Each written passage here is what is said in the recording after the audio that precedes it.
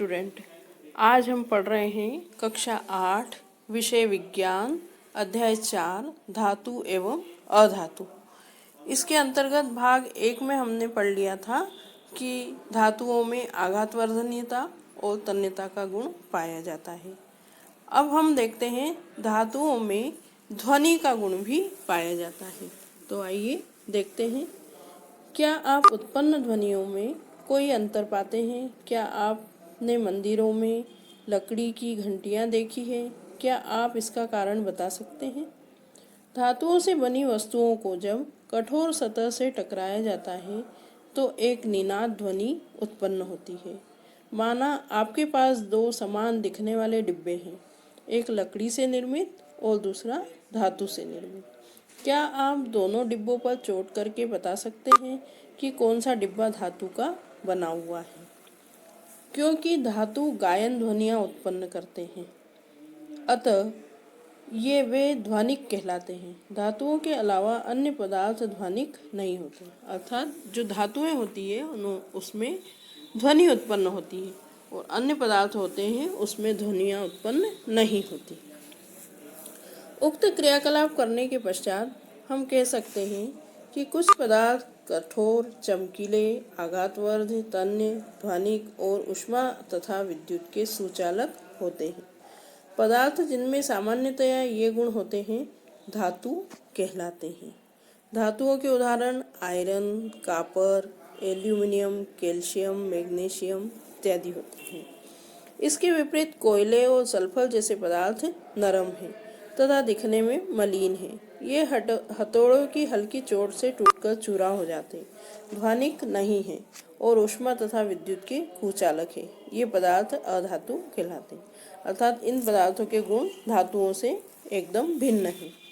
अधातुओं के उदाहरण हैं सल्फर, कार्बन, ऑक्सीजन, फास्फोरस आदि। तो ये धातु और अधातु के बारे में हमने पढ़ा। अब देखते हैं सोडियम और पोटेशियम धातु नरम होते हैं, उन्हें चाकू से काटा जा सकता है। अर्थात सोडियम और पोटेशियम ऐसी धातु है जो नरम होती है और उन्हें चाकू से भी हम काट सकते हैं। तो ये अपवाद है और बाकी सब जो धातुएं होती हैं वे कठोर होती है। मरकरी या पारा केवल ऐसा धातु है जो कमरे के तापमान पर द्रव अवस्था में पाया जाता है। ये अपवाद है। अब सभी धातुएं ठोस अवस्था में हमने देखी है, जैसे लोहा, सोना, चांदी, है ना। लेकिन पारा या मरकरी ऐसी धातु है जो द्रव अवस्था में पाई जाती है। ये अपवाद है। अब धातुओं और अधातुओं के रासायनिक गुण। अभी हमने भौतिक गुण पढ़े, अब हम रासायनिक गुण देखेंगे। आप आयरन में जंग लगने की परिघटना से परिचित हैं। जंग बनने की अभिक्रिया का स्मरण कीजिए। आपने जंग लगते देखा होगा कि लोहे की वस्तुओं में जंग लग जाता है। कक्षा 7 में मैग्नीशियम रिबिन के वायु में दहन का क्रियाकलाप किया। आपने सीखा था कि दोनों प्रक्रमों में ऑक्साइड बनते हैं। आयरन और मैग्नीशियम की ऑक्सीजन के साथ निम्नलिखित अभिक्रिया को पूरा कीजिए।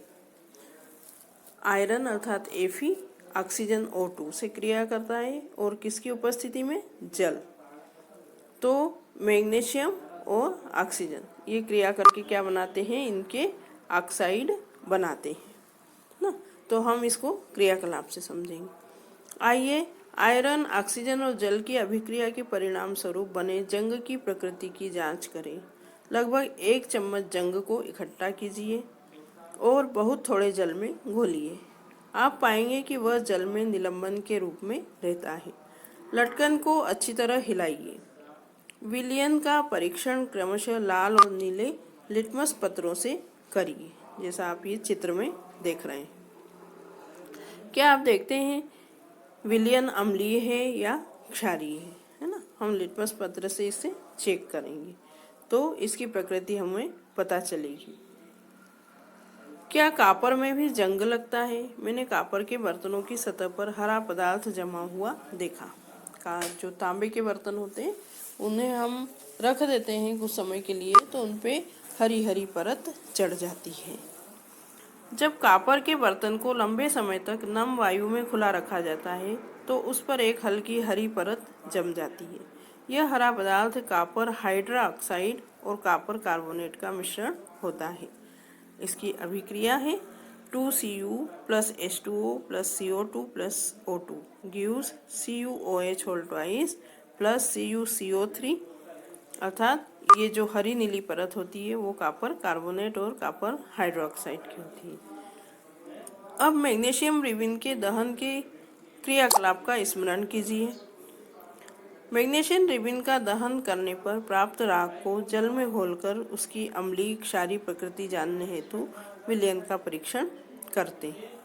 विलयन अम्लीय है या क्षारीय है, आप इसको किस प्रकार सुनिश्चित करेंगे?